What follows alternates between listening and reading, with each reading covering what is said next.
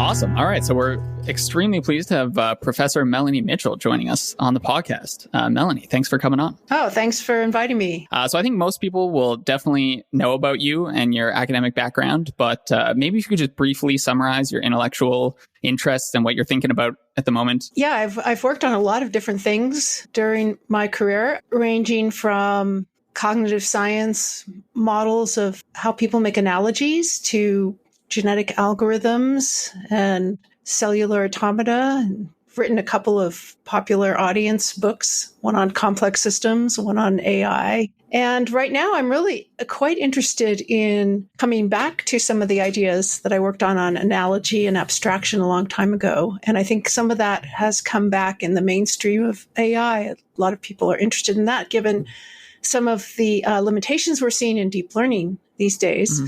So that's the kind of stuff I'm working on. Awesome. Yeah. We should say that, you've written many books and many excellent articles. So I definitely encourage people to go check out your website and read all of them. So we definitely want to dive into the details of AI and AGI and analogy making and complexity and all this stuff. But I kind of just want to set the scene at a high level first. And I'm curious about your take on the current atmosphere around AI hype. And so maybe I'm just on Twitter too often, but it seems to me at the moment that we're sort of at a phase where there seems to be a lot of people who think the end of the world is nigh. We have Bostrom and Kurzweil predicting, I think, singularity by 2029 or something. Yudkowsky thinks everyone's going to die by 2025. And so I'm curious, one, is this unusual from your perspective? Am I just forgetting what the hype was like in the past? And two, how are you dealing with this? You seem to be one of the only public intellectuals that is brave enough to kind of try and stem the tide of some of the insanity.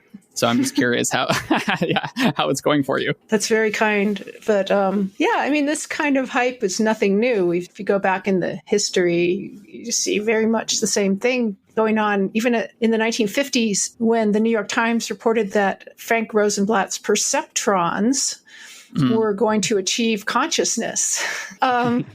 So it's something that's gone on throughout the field. I think there's something about the notion of creating intelligence that kind of appeals to human imagination in a way that maybe some other fields don't. That I think, creating life is another one of those things that gets a lot of hype, in this kind of genetic engineering and biosynthesis kind of areas. But sure, AI, it's always been hyped. It probably always will be hyped, at least until we actually achieve AGI, whenever that will be. Yeah, so I'm putting myself in the position of a listener who, on one side, hears the Nick Bostroms, the Eliezer Yudkowskis, talking about how AGI is imminent, it's just around the corner. And then there's a smaller camp, so you and Gary Marcus being maybe the most predominant, talking about it as hype, and we're nowhere close. But I think you and myself and Ben, we're drawing a lot on our knowledge of how these systems work, where a lot of listeners maybe don't have that knowledge. So I'm curious to know how you would perhaps convince somebody who doesn't have the technical background that we're basically nowhere near close to AGI. And they I think I've seen some people on Twitter talking about how they're jealous or they're envious of their dog because their dog doesn't know that the end of the world's coming. So there's some genuine fear out there. And I'm trying to figure out how we can deliver the message in such a way that would be persuasive to people that don't have the technical background. Yeah. One of the problems with the term AGI is that we don't really know what it means. We can't write down a set of criteria for AGI. There was this idea that the Turing test was going to define general intelligence if you could pass it, but clearly most people in AI have moved away from that because it seems too easy to fool people. Even the dumbest chatbots like Eliza back in the 1960s fooled some people into thinking it really understood them. So when people use the word AGI, you ask them to define it, they often will say, well, able to do any cognitive task that a human can do, which is still a little bit vague. Like what are the cognitive tasks that a human can do? And I think by cognitive, they mean, we don't have to take the body into account. So I think that there's not a lot of understanding among the general public and even among a lot of people in AI about how complex cognition really is, because so much of it is beneath the level of our consciousness. We're kind of aware of a lot of things that we do, but there's so much going on beneath the surface. And in fact, there's a famous paradox in AI called Moravec's paradox, which says that while it may be easy for machines to do things that we consider the pinnacle of intelligence, like playing chess at a grandmaster level, or translating from one language to another and playing Go, whatever, that it will actually be much harder to do the simplest things, like carry on a coherent conversation or flexibly and generally recognize what's going on out in the environment and walk across a room without colliding with anything.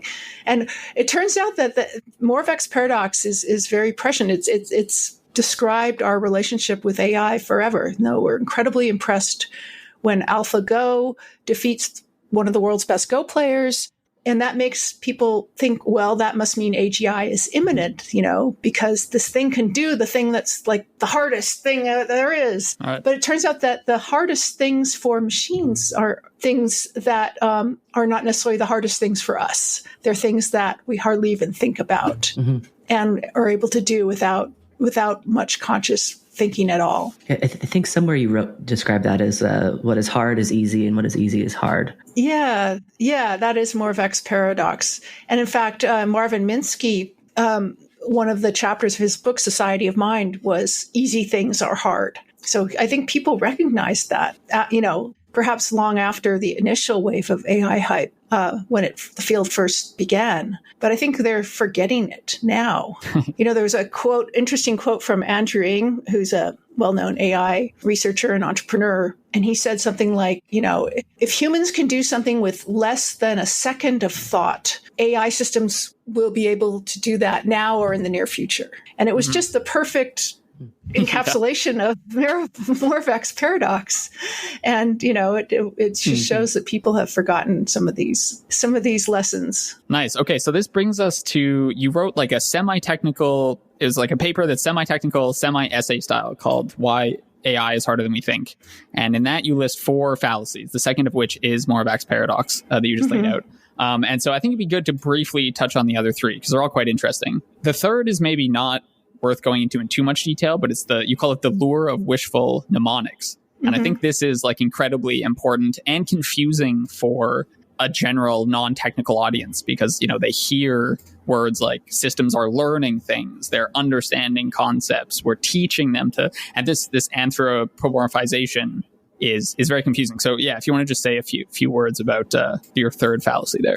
Right. I mean, this wishful mnemonics idea came from a paper by Drew McDermott. It was published back in the 70s and talked about this idea that, AI researchers were calling subroutines in their programs understand, is the part of the machine that understood. Okay. And if you call it that, you're falling to the lure of wishful mnemonics. Because if you gave it instead some random string of letters as the name, you'd have to convince yourself that it was doing anything like understanding. Must be helpful for grant writing, though. Yeah, absolutely, and for selling products too. I think. Yeah.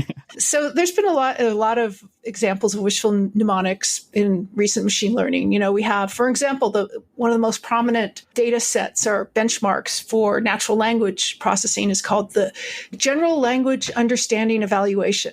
Okay, and it has a bunch of language tasks like deciding if one sentence implies another, things like that. And it's called Language Understanding Evaluation, General Language Understanding Evaluation. So the assumption is that if a machine does well on this data set, that clearly it has general language understanding. We've evaluated it.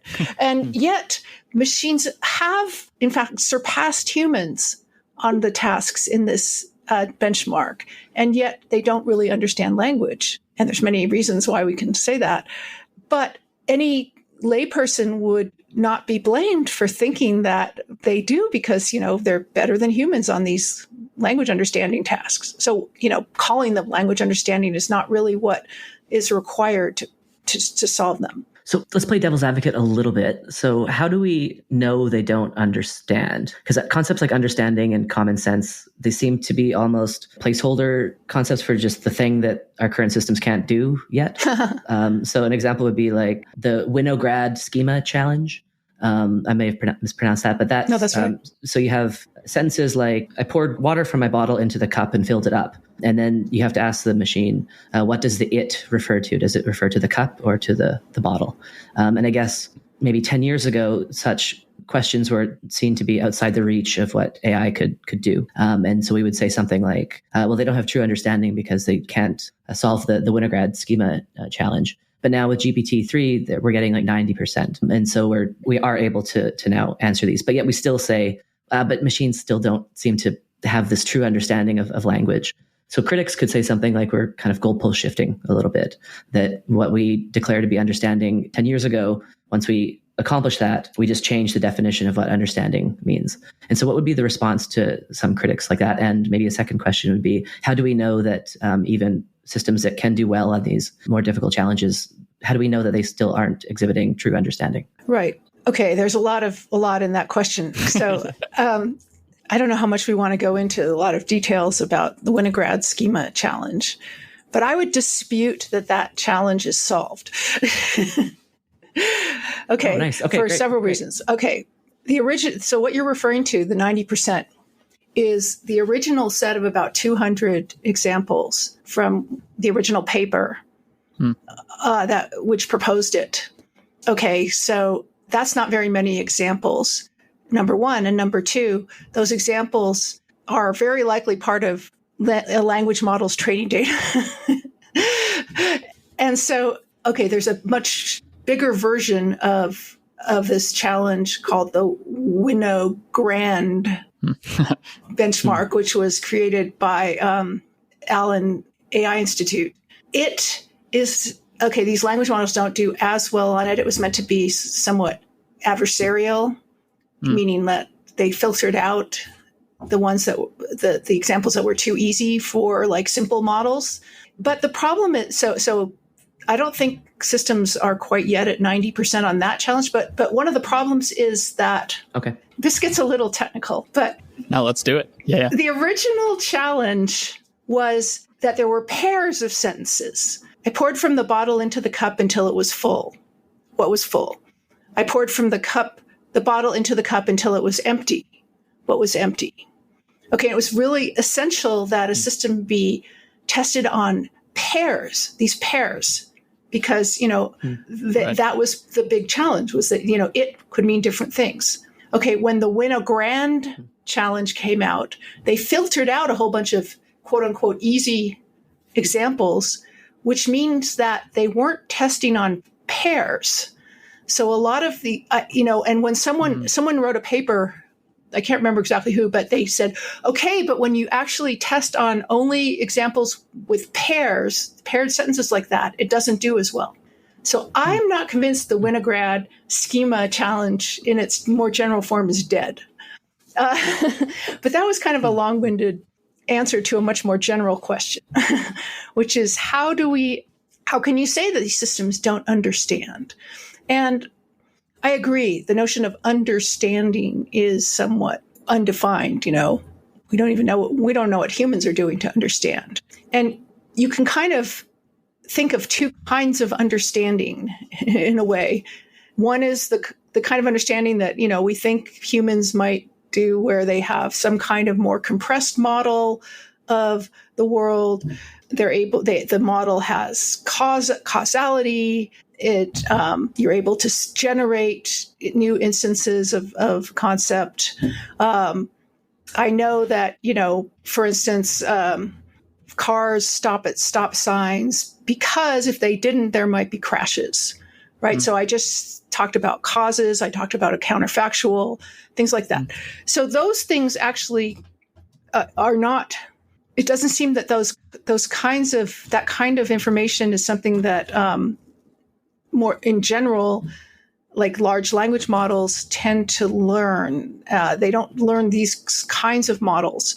Although it's not really, I'm not sure of that because I can't look under the hood and figure out what they have learned.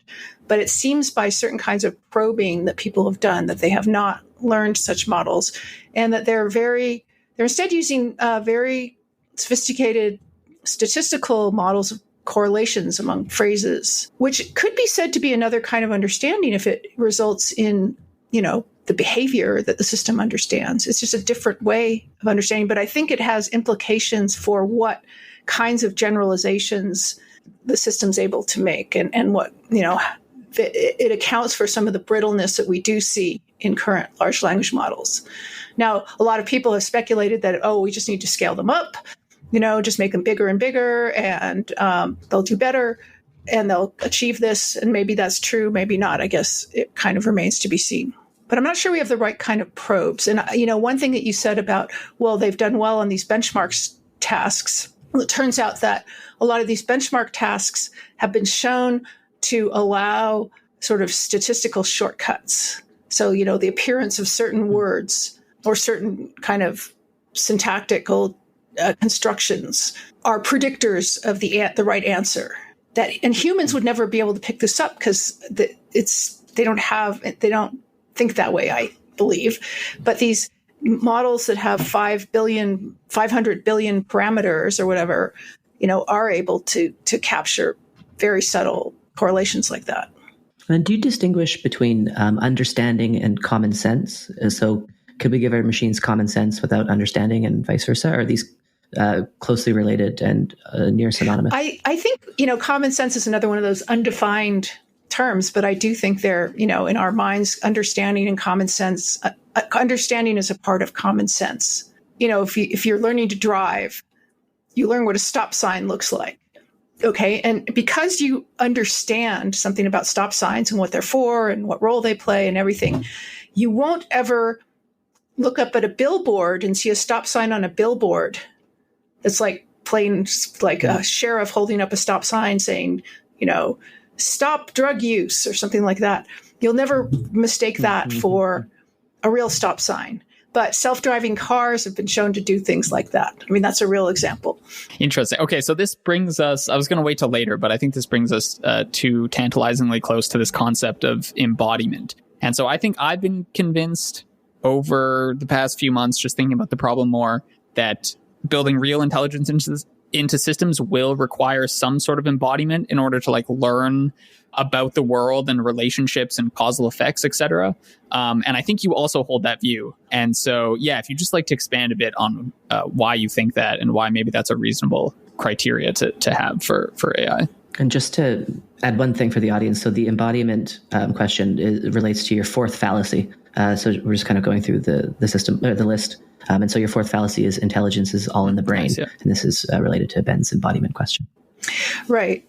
There's a lot of psychological evidence, from psychological experiments that our bodies and our sensory motor systems play central roles in the way we think and even in our abstract thinking.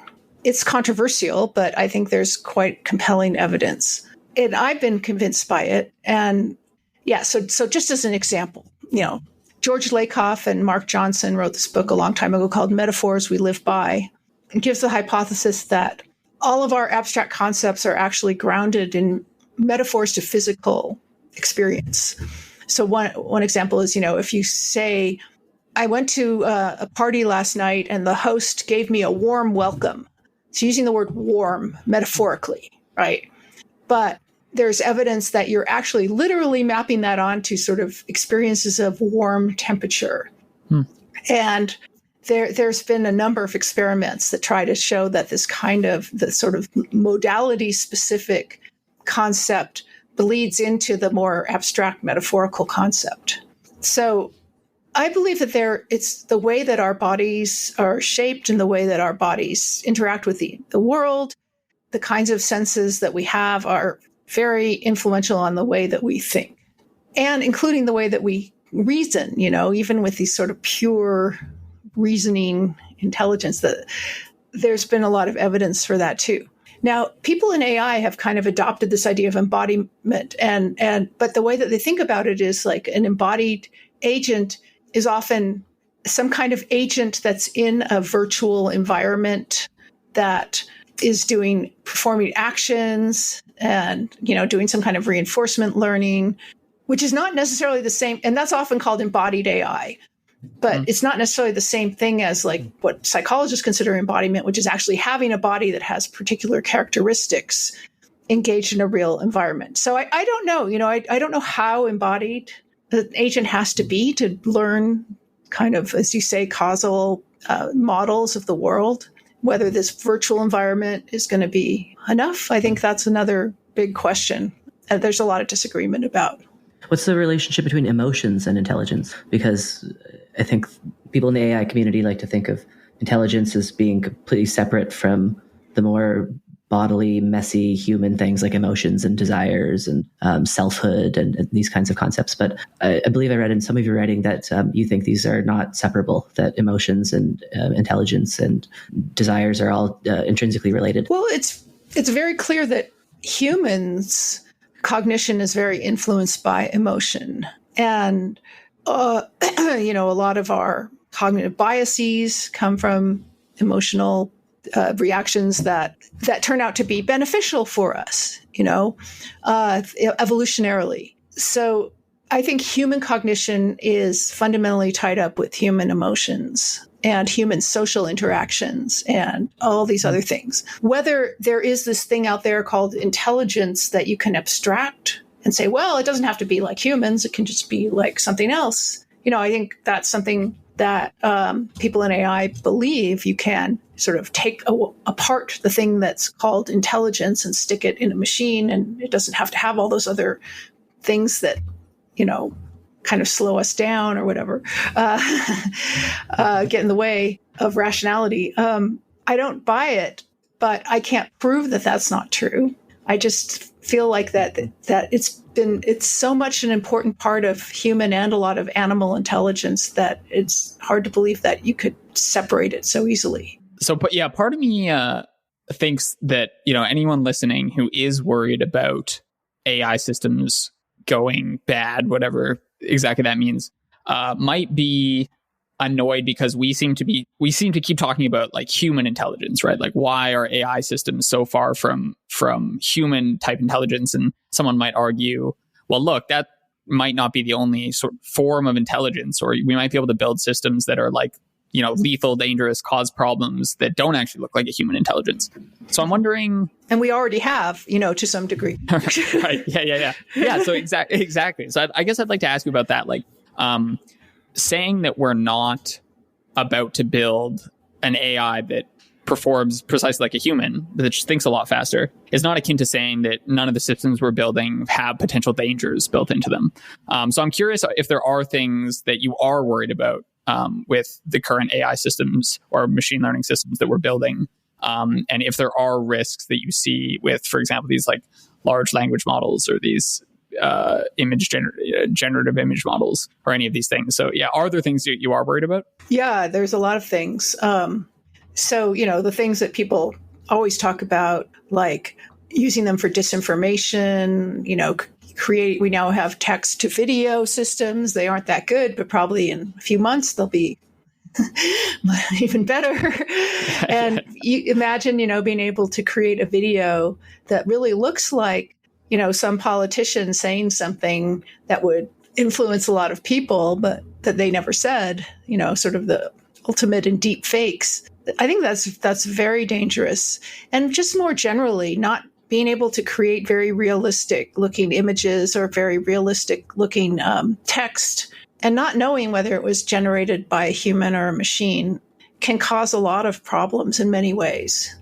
So there's that. And of course, there's all of the discussion about intrinsic biases, these sort of racial, gender, other biases that systems absorb from their training data. That's a big worry. These companies that are building these models are trying little patches on them to figure out, to make sure that they don't magnify biases that already exist. But it's a much deeper problem than that. But more fundamentally, I think one of the dangers of these systems is not that they're like so so super intelligent and are going to like dominate us, but more that they're not intelligent enough, and yet we're going to trust them to do things that requires intelligence. Mm-hmm. And we've seen that like with, autonomous vehicles getting into trouble because we assume that they can handle all kinds of driving. That they don't mistake pamphlets for stop signs. Mm-hmm. Exactly. A related question. I'm curious your thoughts on the whole AI is going to take over our jobs conversation. Because I've had a bit of a change of heart recently. I think my heart's still changing because I don't know what to think about it. But at first I was quite worried about that. But all around me, it seems that AI is creating jobs like with Uber Eats and Airbnb. So I'm seeing much more evidence of AI creating markets and creating jobs than taking away jobs and taking away markets. Yeah, I think all technologies have impacts in where they can replace people in some areas, but also create new jobs. I do think there are going to be some job losses that are going to be very impactful. So, one area, for example, is long haul trucking, which I think is actually one of the feasible applications of autonomous driving, where you can drive along a highway from one city to another, a low traffic time or whatever, and pretty much it's already feasible that a system could do that. Mm-hmm. And there's a huge number of long haul truckers who are employed in the US and throughout the world. And, if they get replaced by autonomous trucks, that could have a very big impact. Same thing with, for instance, people who drive heavy vehicles on construction sites. And there's a lot of, kind of niche areas like that where I think people might get replaced, and that could have a big impact. But as you say, I think AI also is creating new jobs, and we don't even know what some of those new jobs are going to be. There's now whole companies that are devoted to hiring people to create training data for AI systems. You never would have thought of that, but there you go. So what's next? I don't know. Yeah, I think we're about to see some interesting consequences in the artistic community with all these like very excellent image and video generation methods. And I think I saw recently a news piece that said, I think DALL-E had won an art competition. They submitted like a piece anonymously under someone's name and it won.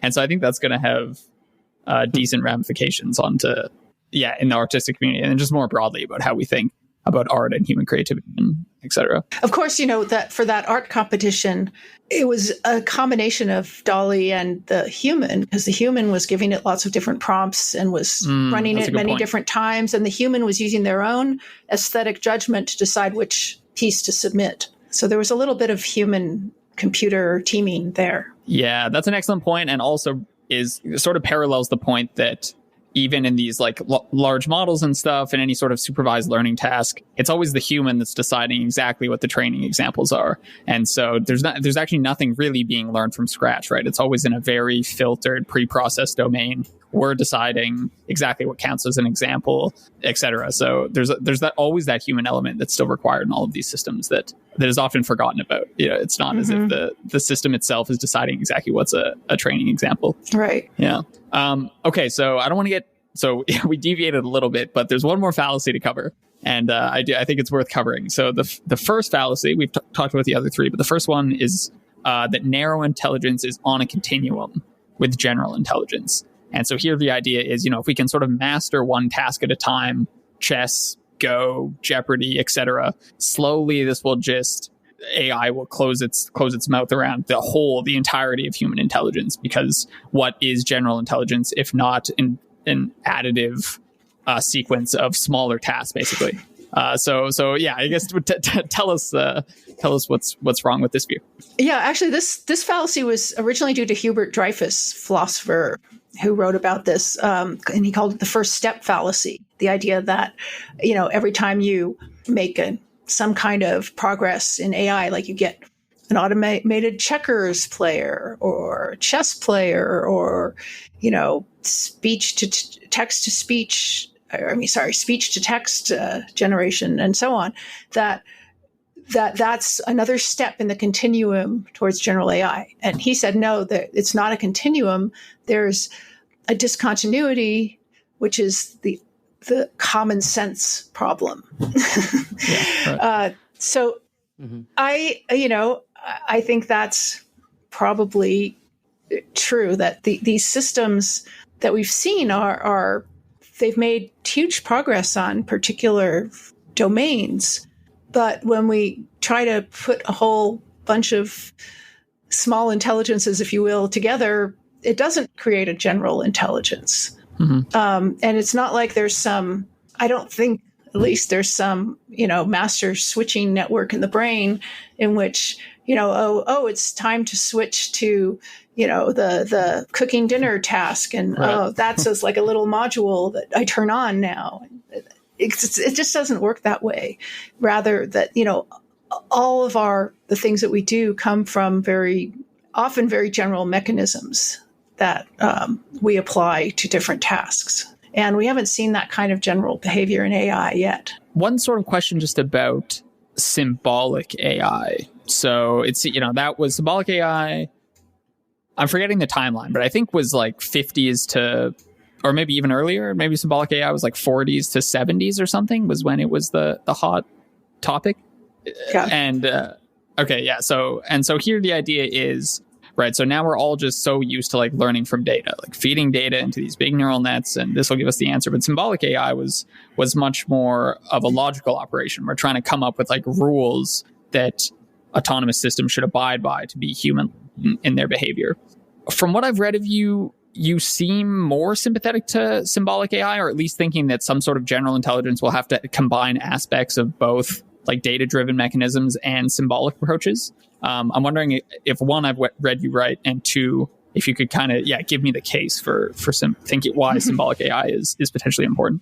I'm not a giant fan of symbolic AI, at least as it has been practiced, because the fantasy of symbolic AI is that you could build in all the rules and all the knowledge you need, and you could use these symbolic operations to process that knowledge and those rules. So, kind of the quintessential example was this project called CYC from Douglas Lenat. And his idea was basically you could have an expert system for common sense, that you could translate all of common sense knowledge, like a person has a mother, a person can't be in two places at once, things like that, that you could encode that in a kind of logic-based form, then use logical operations to make inferences about any other piece of, thing you want to infer. And that was a huge failure, basically because most of our common sense knowledge is, not written down. It's not explicit. It's not something we're even aware of. Yeah. And it doesn't seem finite even. No, it's not. Yeah. Right. Yeah. And even like people like Jan LeCun has said recently, he wrote this article with Jacob Browning saying, you'll never learn enough from language alone. That language is just like the tip of the iceberg of human cognition and human knowledge. And we'll never get there through. And, so I think that's Psych was and the kinds of symbolic AI systems like it were a dead end. So I do think there has to be some kind of learning. I don't think that we're necessarily blank slates when we're born. I think we have a lot of inductive biases. We have maybe some innate knowledge or predisposition to learn certain things.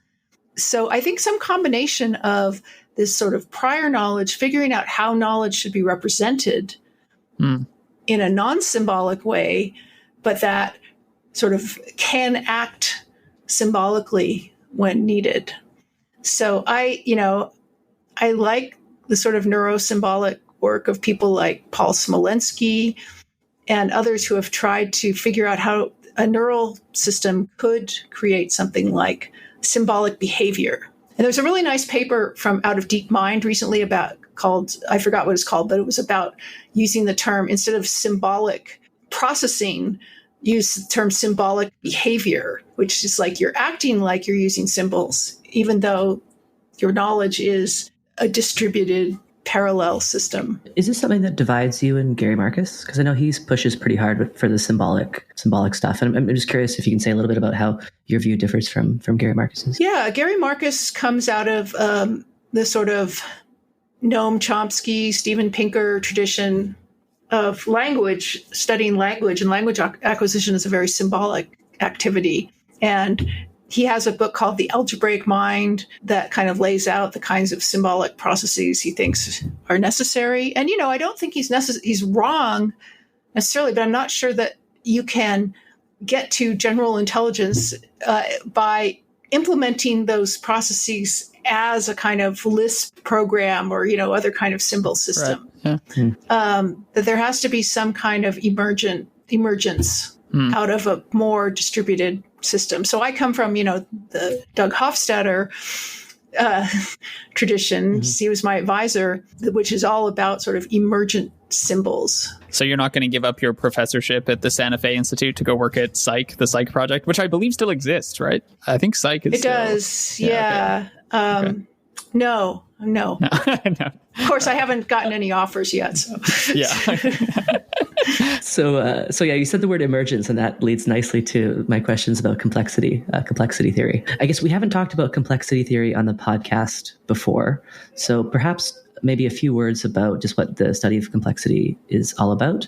And then I'll have some maybe questions after that. Yeah. So the first thing I should do, since you may have a lot of computer science types listening, is to distinguish it from complexity theory in theory of computation. Right. So we're not talking about that mathematical area, but rather a much broader idea that natural systems, what we would think of complex systems in nature, like the brain or the immune system or social systems or economic systems, they have a lot of common principles that deal with distributed nonlinear networks of relatively simple elements that interact in such a way as so that you get emergent behavior. So this is what complex systems in my world is all about. So there's people who are trying to sort of get at what are some of the general insights that we can get from studying these various systems that are at very different scales, have very different operations in some sense, but actually at the core of what they're doing actually have a lot of similarity. So my main question is about the relationship between complexity theory and AI, because it seems like there were a few attempts with, say, like evolutionary algorithms and particle swarm optimization and ant colony algorithms and stuff to try to design systems that had emergent behavior that we could use to solve problems. But it seems like a lot of these algorithms have kind of lost favor in the community, or they're less worked on. At least that's my impression. That may not be the same as your impression, but I'm curious to know, because you sit like right on the intersection of these two fields, what the field of AI has to learn from complexity science, and perhaps my history is also a little off as well. So feel free to correct that in your response. Yeah. So the complexity science is obviously a really big umbrella, and even things like neural networks at least used to be considered part of complex systems. Although most ideas in complex systems are related to dynamical systems, which have feedback, right? So if you have a feed-forward system, like a feed-forward neural network, it doesn't have any dynamics. So one idea, one important thing I think that comes from complex systems is the importance of feedback.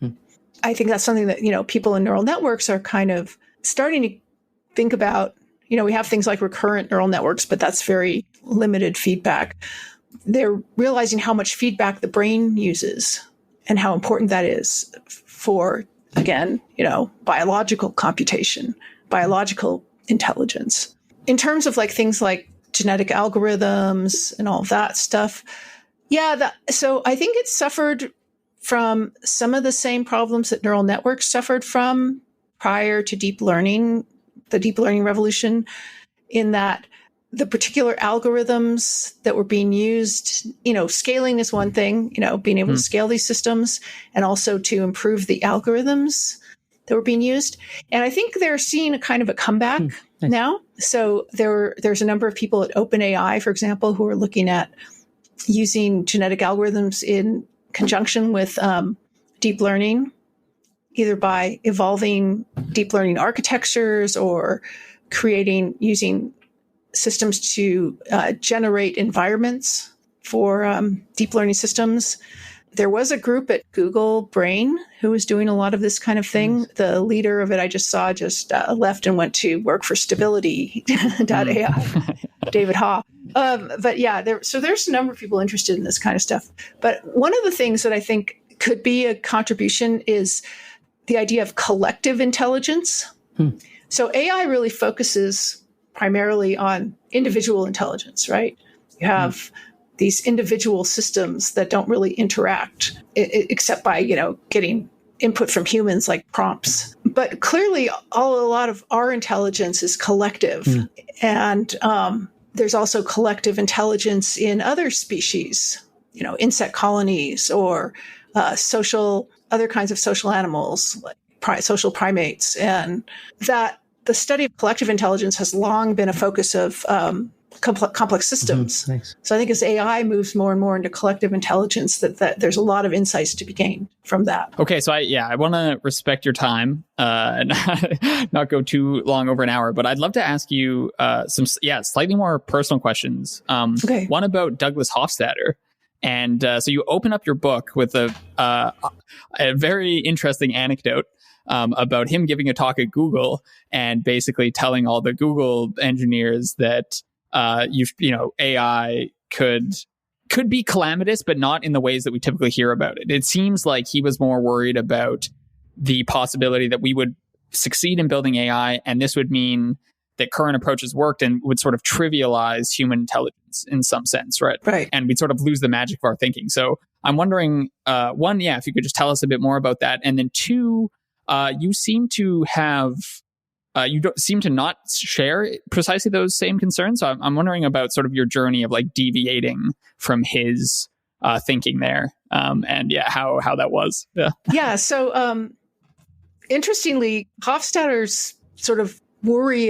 Hofstadter's an interesting guy because his book, Gödel, Escher, Bach, was an impetus for a lot of people to go into the field of AI, including me. And probably all of those Google engineers who were in the room with him. Right, yeah. But now he's saying like, oh, I'm terrified about AI. Why are you guys doing something so destructive? And I think that stems from him reading some of Ray Kurzweil's books about the singularity. I don't know if you've ever read any of them, but they range between very science fiction-y kinds of stuff to somewhat compelling arguments about technology and its exponential increase progress. So Hofstadter was pretty worried that something like what Ray Kurzweil was describing might actually happen. And, he kept saying, well, I don't want this to happen in the lifetime of my children. I don't want the human race to be sort of made irrelevant because these machines are now, much smarter, much more creative, et cetera, than humans. He didn't think it was going to happen, but he was kind of worried about it. So he actually organized 2 different conferences about this topic. And he invited Ray Kurzweil and a bunch of other people. And it was kind of an early version of what you might call, I don't know, the current things that we see on AI future predictions and AI alignment kind of stuff. But so that was, I think, one of the things that really worried him. And this would have been in the 80s or 90s? So he started organizing these conferences in the 90s, okay. I think. Yeah. And Kurzweil had already come out with his singularity idea by a couple of singularity books, yeah. And I was a lot less worried about the singularity scenario for some reason. I don't know. It just didn't strike me as very plausible. Yeah. And I just didn't see AI going in that direction at all. I didn't see any. Kurzweil's arguments were all about hardware, for one thing. Right. And the exponential increase in hardware. And he had all kinds of exponential curves in his book. But clearly software is different from hardware, and software doesn't follow the same exponential rules, Yeah. And also our sort of our knowledge and our ideas about how intelligence works in the biological world was not increasing exponentially. And so I didn't see us being able to replicate biological AI anytime soon. There was actually, I think it was in the 90s, there was this program at DARPA where they were trying to kind of recreate the intelligence of a cat using neural networks and whatever. And it was a total failure. And it just, it really impressed me that that's actually super hard. Mm-hmm. And if we're just so far away from that, how can we think that, in just like 20 or 30 years, we're going to get to human level intelligence? So have you guys ever discussed this, you and Hofstadter? Yeah. We've had a lot of discussions, and, we continue to discuss because he's obviously disturbed by these large language models and their behavior, and he's actually written some about that. He's not, he doesn't know what to think exactly. Like a lot of us, you see their behavior and it's amazing, at least some of the time, but it's also, you realize we don't have intuitions about how to deal with statistical models at that scale. Yeah, nice. Was there like an AI skeptic who influenced you, or was yours were you just thinking through things from first principles and observing failures in multiple arenas, and so that caused you to be more skeptical? Like, I find a lot of people, like, the advisor student relationship is quite close, right? And I see a lot of people sort of end up adopting the same opinions as their advisor, especially when you're doing a thesis on sort of like a very high level topic, right? Something like you're trying to understand intelligence. And so I'm kind of impressed you developed very different opinions and kind of stuck to them despite his his countervailing narrative. Yeah, I mean, I have to say, I don't think of myself as an AI skeptic necessarily. I mean, I work in AI. I think it's hard. It's a very hard problem, but I feel like that a lot of times people who criticize current approaches are kind of labeled as sort of overall AI skeptics. I even saw an article that called people like that AI deniers. That's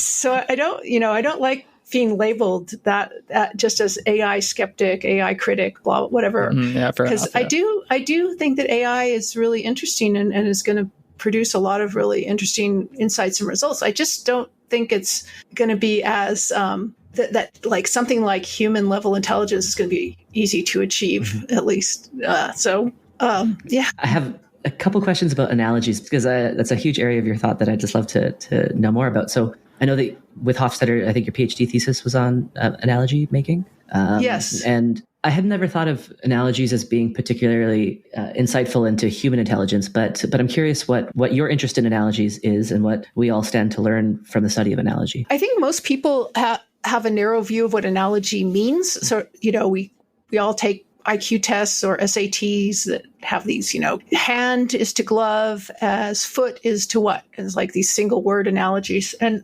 those are a lot less interesting. But I think analogy is much broader than that it's when we notice some kind of abstract similarity between two different situations or two different events. And, if you've ever had somebody just tell you a little story about something that happened in their life, and you say, oh, the same thing happened to me. You're making an analogy. It's not the same thing, but it's reminding you of something that is abstractly similar. And in science, in scientific invention, analogy is paramount. There was a nice article I saw today about this recent result from DeepMind about matrix multiplication. I don't know if you heard about that. Yeah. And the idea was that the researchers, the humans doing this, made an analogy where they saw that matrix multiplication could be mapped into a kind of game playing like framework. And therefore they had these reinforcement systems that could be applied to that framework. But it was that initial leap of analogy that allowed them to apply these AI systems. So I think it's, we also just are constantly in our language making analogies, like we're calling one of Hofstadter's examples is, anytime there's a scandal, we say, oh, it's another Watergate, or we call it something gate, and that's an analogy, right? Because, and so that kind of thing, it's just all over the place. So I think it's and when we talk about transfer learning, which is sort of, the holy grail of machine learning, which is learn something in one domain and apply it to another domain or another kind of thing. And that's really about making analogies, is to say, like, what is it that I've learned that's important here that I can now apply to this new situation? I have one final question, which is actually, if you have